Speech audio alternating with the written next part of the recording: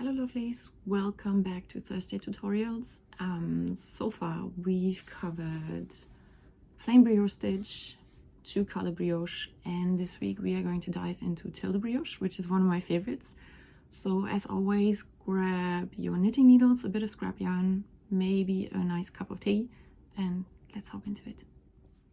This is what Tilde Brioche looks like. It's a little bit less pronounced of a rib pattern than the plain brioche stitch. You work a 4-stitch repeat, so you've got your brioche knit columns, and in between you alternate between brioche knit and brioche purl stitches.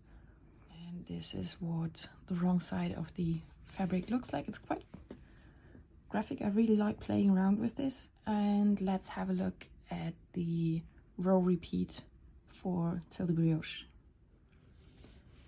We are starting with the setup row on the right side. As always, your setup row would be worked the same way. If you work from the cast on edge, I just went ahead and knit a couple of rows of garter stitch to make it easier to handle. So we knit our selvage stitch and then bring the yarn to the front, slip one yarn over, knit one, slip one yarn over, knit one.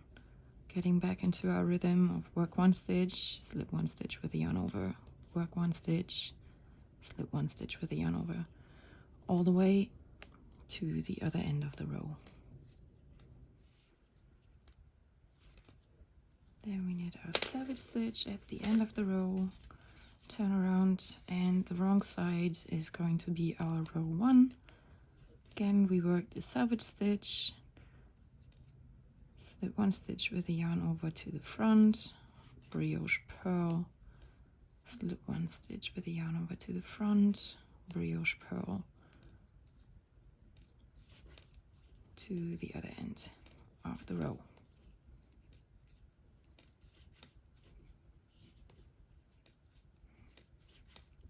In this pattern, all the wrong side rows are going to be worked this way. You're always going to slip one stitch with the yarn over front, brioche purl.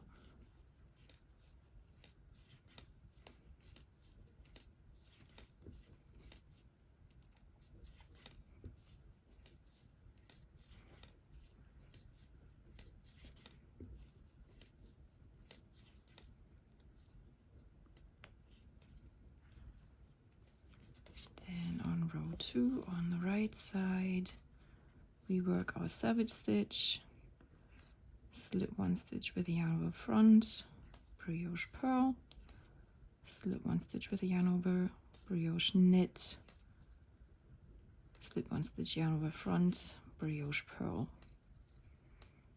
So the rhythm is always slip one stitch with the yarn over to the front, brioche purl, slip one stitch yarn over, brioche knit.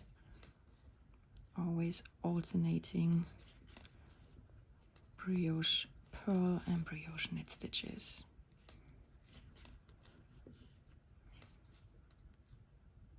Brioche knit.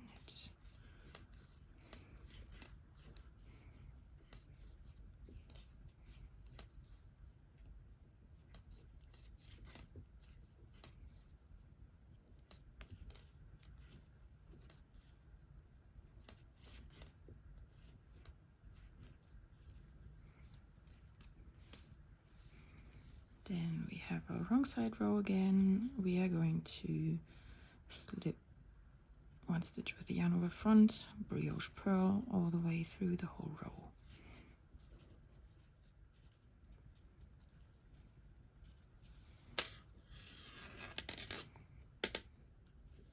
We are back for row 4. The only thing that changes in Tilde Brioche is happening on the right side rows.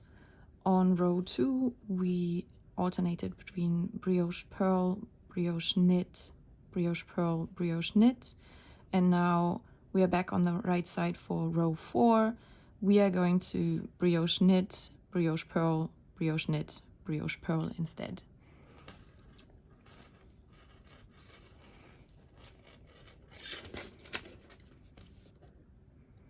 So work the selvage stitch as before. Then we are going to start with a slip one yarn over, brioche knit, slip one yarn over front, brioche purl, slip one yarn over, brioche knit, slip one yarn over front, brioche purl. If you forget your rhythm, it's always easy, as I mentioned before. The previous row was a brioche purl stitch, so this row it's going to be brioche knit. The previous row was brioche knit, this row it's going to be a brioche purl, and you don't have to worry about this because you only work half of the stitches every time, as we've established before. So it's always the second half of the stitches that you're working on row 2 and row 4, so you can always be certain that this is going to stay the same. It was a brioche knit stitch on the previous row, so you go ahead and brioche purl on this row.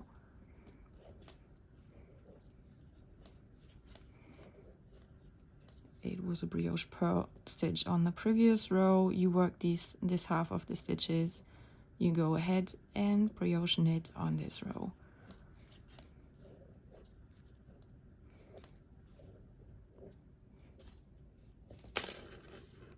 This is what the 4-row stitch repeat looks like after the first repeat. And I'm going to go ahead and knit a couple of more rows and then get back to you to show you what it looks like. Here we go, some freshly worked Tilde Brioche. You go ahead and have fun practicing your new skills so you're all set up for next week when we dive into 2-color brioche. Until then, take care and have fun.